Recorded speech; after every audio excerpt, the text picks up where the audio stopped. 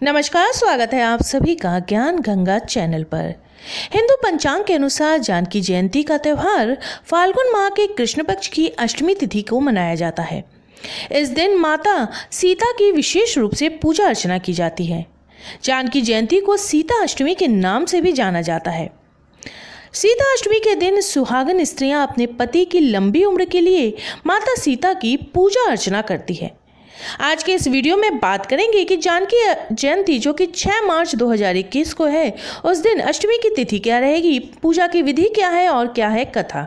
तो चलिए शुरू कर लेते हैं वीडियो को। लेकिन वीडियो शुरू करने से पहले अगर आप मेरे चैनल पर नए हैं और अभी तक आपने इसे सब्सक्राइब नहीं किया है तो आगामी व्रत एवं त्योहारों की तिथियों की जानकारी प्राप्त करने के लिए आज ही मेरे चैनल को सब्सक्राइब कर लीजिए। साथ में बेल आइकन को प्रेस कर दीजिए ताकि आपको मेरे वीडियोज़ की नोटिफिकेशन मिलती रहे। वीडियो अच्छा लगे तो उसे लाइक और शेयर करना बिल्कुल मत भूलिए। तो चलिए शुरू कर लेते हैं आज का वीडियो। जानकी अष्टमी की पूजन विधि इस प्रकार है। अष्टमी के दिन ब्रह्म मुहूर्त में उठकर स्नान आदि से निवृत्त होकर स्वच्छ वस्त्र धारण करें। उसके बाद स्वच्छ भूमि पर गंगा जल छिड़क कर उस पर मंडप बनाएं। ये मंडप 4, 8 या 16 स्तंभों का होना चाहिए। मंडप के मध्य में सुंदर आसन रखकर भगवान श्री राम और माता सीता की मूर्ति या उनकी तस्वीर को स्थापित करें। उसके बाद भगवान गणेश और माता गौरी की पूजा करें। इसके बाद भगवान श्री राम को पंचामृत से स्नान कराएं और भगवान श्री राम और माता सीता को वस्त्र और आभूषण अर्पित करें। इसके बाद गंध, सिंदूर, चंदन, पुष्प, माला, फल, नैवेद्य, मिष्ठान भी श्री राम और माता सीता को अर्पित करें। इसके बाद उनकी विधिवत धूप व दीप से पूजा करनी चाहिए। उसके बाद भगवान श्री राम और माता जानकी की कथा सुने। कथा सुनने के बाद भगवान श्री राम और माता सीता को मिठाई का भोग लगाएं और उनकी धूप व दीप से आरती करें। इसके बाद नवमी तिथि के लिए ये सभी वस्तुएं किसी जरूरतमंद या ब्राह्मण को दान दे।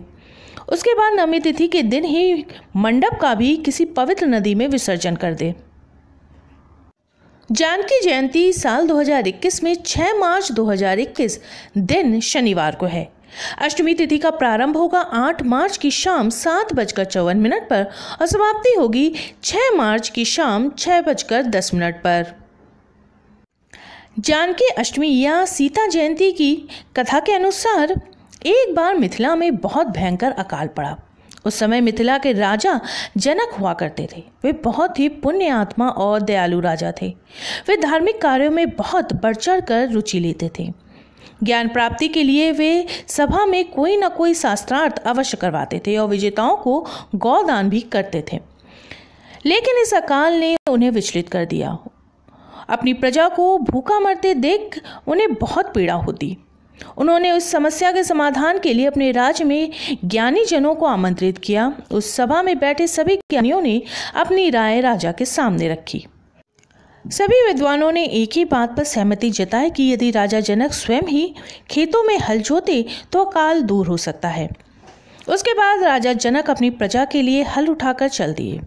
वो दिन था फाल्गुन माह के शुक्ल पक्ष की नवमी तिथि का। जिस समय पर राजा जनक ने हल चलाया वो स्थान वर्तमान समय में बिहार के सीतामढ़ी के पुनौरा ग्राम में बताया जाता है। उसके बाद राजा जनक खेतों में हल चलाने लगे।